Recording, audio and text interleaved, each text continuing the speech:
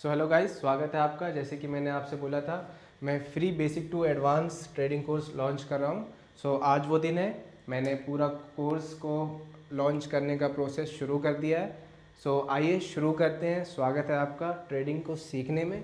आपका बहुत बहुत वेलकम। सीधा हम लोग मुद्दे पे आते हैं।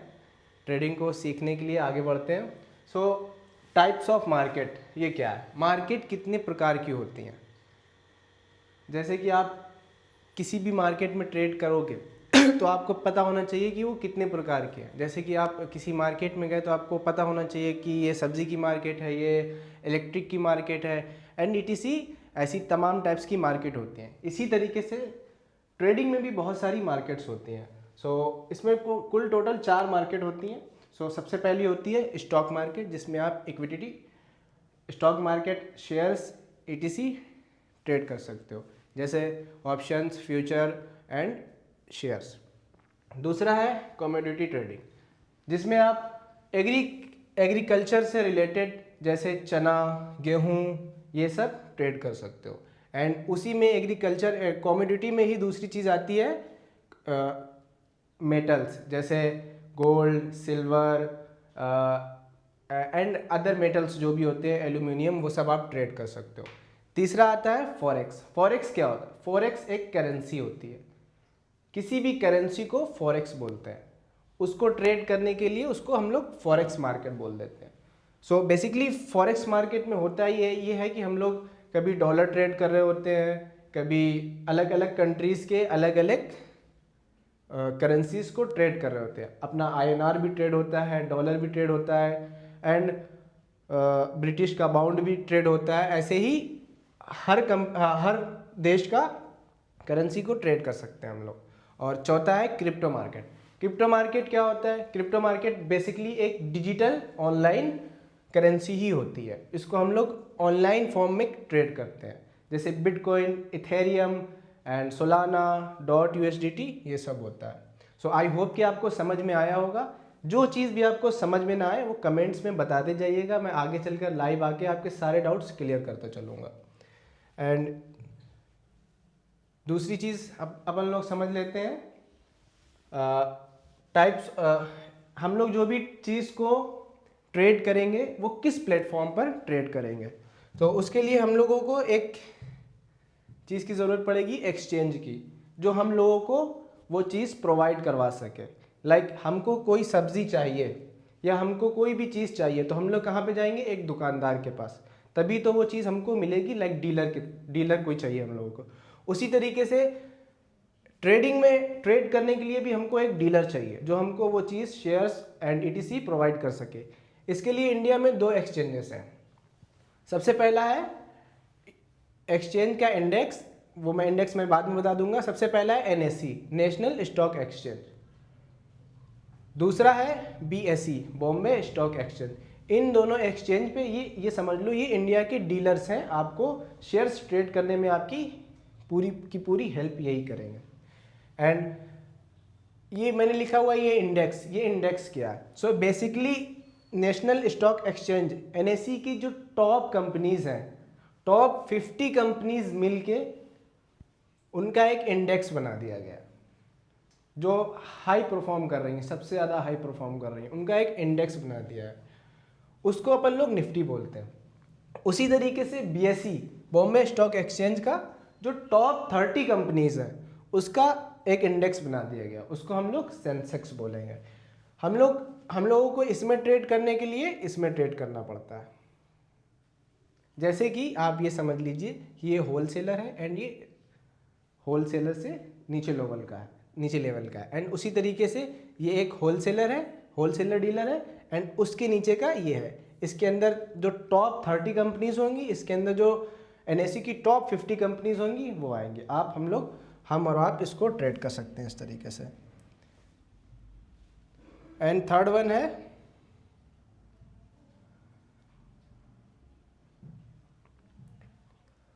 Types of trade. हम लोग किस प्रकार के ट्रेड कर सकते हैं? जब हम लोग ट्रेड करेंगे तो हम लोग किस किस तरह से ट्रेड कर सकते हैं।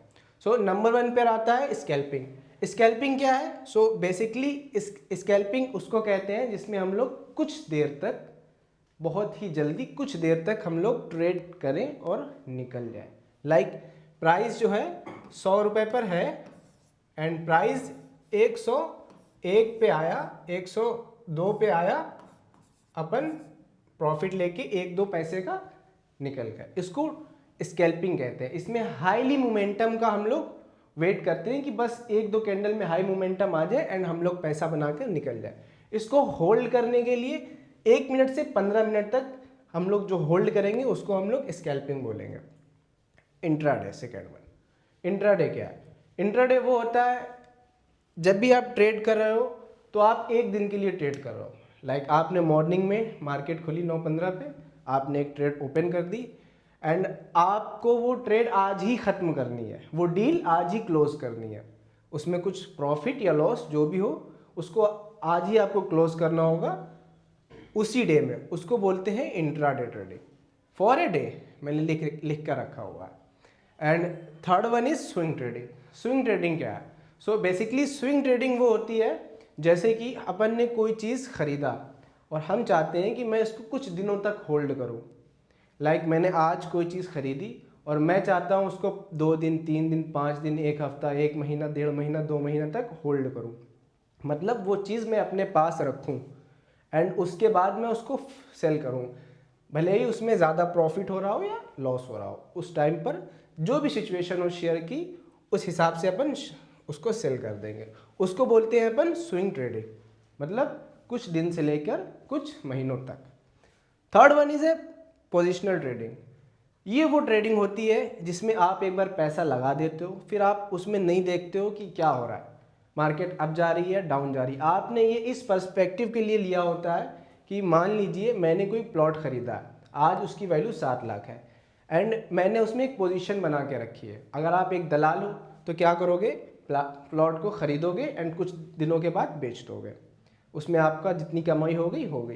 लेकिन पोजीशनल में ये ऐसा है कि आपने कोई चीज़ खरीदी है, कोई प्लॉट खरीदा हुआ है, देन उसके बाद आपका इरादा ये है कि मैं उसको 5 साल, 10 साल, 8 साल बाद जब भी आपका मन करे, मतलब लॉन्ग टर्म के लिए 7 लाख की चीज़ आपने 14 लाख में बेची, 20 लाख में बेची। उसी तरीके से इसको शेयर मार्केट में भी बोलेंगे। अपन ने 20 रुपये का शेयर खरीदा एंड उसको मेरा एम है कि मैं इसको लॉन्ग लेके जाऊंगा, मतलब लॉन्ग टर्म में इन्वेस्ट करूंगा इसमें पैसा। इसको हम लोग ट्रेड की तरीके से डील नहीं करते, जैसे ट्रेडिंग की तरीके से डील नहीं करते हैं, बट ये भी एक ट्रेड ही है, किसी चीज़ को खरीदना और बेचना तो उसी में ही आएगा, बट उसको डील उस तरीके से नहीं करेंगे। तो हम लोग 20 रुपये में खरीदेंगे, 200 रुपये में, 250 रुपये में, ऐसा अपना एम होता है। सो इसको बोलते हैं पोजिशनल ट्रेडिंग। तो ये चारों चीज़ आई होप कि आपके माइंड में क्लियर हो चुका होगा। एंड इस पर आ जाते हैं। जब भी आप ट्रेड कर रहे होते हो तो आपको कुछ चार्जेस पे करने होते हैं। जब भी आप कोई भी चीज़ लेते हो तो उसमें कुछ टैक्सेस होते हैं, वो आपको पे करने होते हैं। सो इसमें ऐसा है कि जैसे ही आपने ट्रेड को एग्जीक्यूट किया, आपको ये जितने भी हैं 6 हैं, ये 6 चीज़ आपको पे करनी पड़ेंगी। नंबर 1 ब्रोकरेज, ये जाता है ब्रोकर को जिसके ऐप में आप ट्रेड कर रहे हो। लाइक एंजल वन हो गया, धन हो गया, जीरोधा हो गया, जिस भी प्लेटफॉर्म पर आप ट्रेड कर रहे हो उसके एप्लीकेशन पे उनकी सर्विस के चार्जेस होते हैं ब्रोकरेज। सेकेंड वन है जीएसटी, ये डायरेक्ट सेंट्रल गवर्नमेंट को जाता है, 18% जीएसटी। आपका चाहे प्रॉफिट हो, आपने 10,000 रुपये लगाए, आपका 9,000 लॉस चल रहा है, तब भी आपको उतना पे करना पड़ेगा। Brokerage and SEBI charges and stamp duty and ये सब आपको पे करना पड़ेगा। और तीसरा है सेबी चार्जेस। अपन ट्रेड कर रहे हैं मार्केट में, ठीक है, कोई दलाल है मार्केट में, वो चीज़ों को बेच रहा है। मान लीजिए कि वो पैसा लेके भाग गया आपका, तो आप क्या करोगे? पुलिस में कंप्लेन करोगे या जो मार्केट का हेड होगा उसके पास जाओगे, किसी ने तो जिम्मेदारी ली होगी उस चीज़ की। सो उसी तरीके से आप जो भी शेयर्स खरीद रहे हो या बेच रहे हो, अगर आपका ब्रोकर जिसको आपने चार्जेस पे किया हुआ है, अगर वो आपके शेयर्स के साथ फ्रॉड करता है, किसी भी प्रकार का आपके साथ फ्रॉड होता है, तो उसमें सेबी का रोल होता है। ये आपको हर जगह से प्रोटेक्ट करेगा, इससे भी बचाएगा और बाकी सारे स्कैम से बचाएगा। इसके लिए ये अपना सेबी जो ये लोग पूरा चला रहे हैं सिस्टम, इसके लिए कुछ अपने चार्जेस लेते हैं। आपको वो चार्ज पे करना पड़ेगा, सेबी चार्ज, जो इनका मैंडेटरी है, सॉरी इनको देना ही पड़ेगा। And third one is STT charges, fourth one है शायद, सॉरी, आपको ये भी पे करना होता है। और fifth one is turnover charges. Turnover charges क्या होता है? जैसे आपने 50 लाख के शेयर्स, सॉरी